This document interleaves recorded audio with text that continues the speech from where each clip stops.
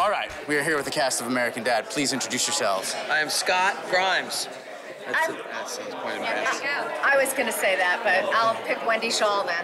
Yeah, then I will be Rachel MacFarlane. Perfect. Well, thank you guys for joining us here. Now, you are at San Diego Comic-Con. Now, when you're playing the show and you're getting a live reaction from people, is it a little bit intimidating? Because normally the show's just on TV. You don't have to watch people watch it. Does it get nervous? We love it. If I could have people at home applauding and laughing at me, you know, when you have a staff. I do have people at home doing that. It gets a little nerve-wracking, for sure. I mean, I think, you know, we get into voiceover for a reason.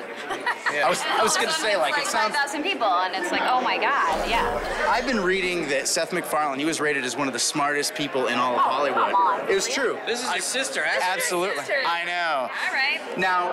You said something smart once. I remember. It was yeah. It's like I mean, it runs in the family. I don't think you can do what he does and not be crazy smart with all the references and all the, you know, the iconic flashbacks that both these shows kind of do. I mean, you have to have that ready to go, and he's crazy smart. Do you think you're going to find things at Comic-Con that are going to find their way into the show as well? Oh, you know what? People give ideas. Like, they come up in the Q&A, and they have amazing ideas. It's like, I wonder if our writers are thinking, well, why didn't I think about that? Like this crowd, this is the people you make the show for. They're critics. They're not easy to make laugh these guys at all. You have to work for it, and so that's what's great about Comic-Con. They want to participate, though. Don't you get that? Yeah. Like, you know, in the questions that they ask. Dressing up. Yeah. So you guys are all doing voice work. How did you guys get into voice acting? Oh, God.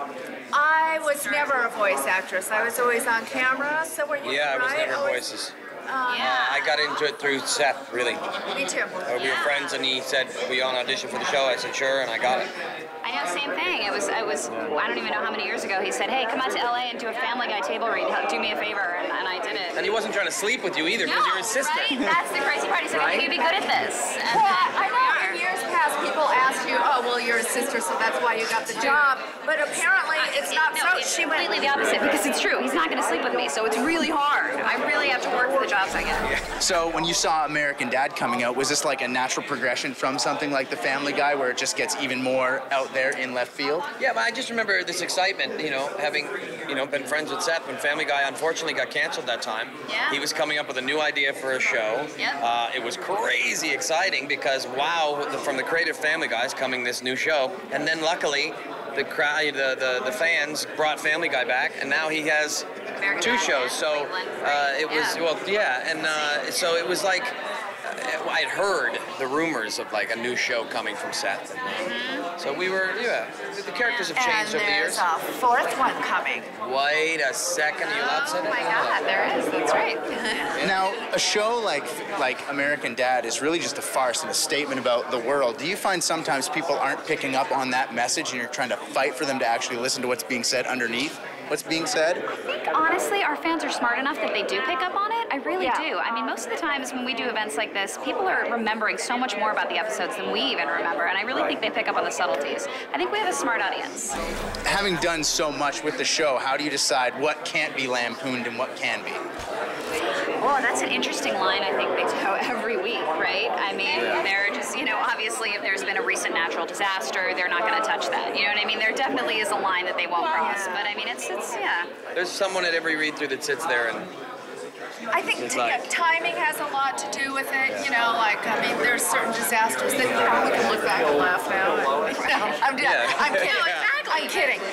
No, and also, you know, I mean, how it is in the episode, you know, like what the situation is. Because it's not like there's a hard line, a rule about what you can or can't say. It depends on the context, absolutely.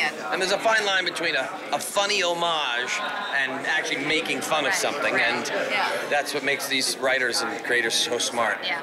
Now, when you guys are doing voice work, are you each in the studio on your own, or do you do it as a group? And sometimes ideas just come from it. Well, we get to do the table reads together, which is such a treat on this show. So every week we get together and we read the episode, which is wonderful, and then we get to see how it plays. And then we're actually in the booth doing the voices by ourselves.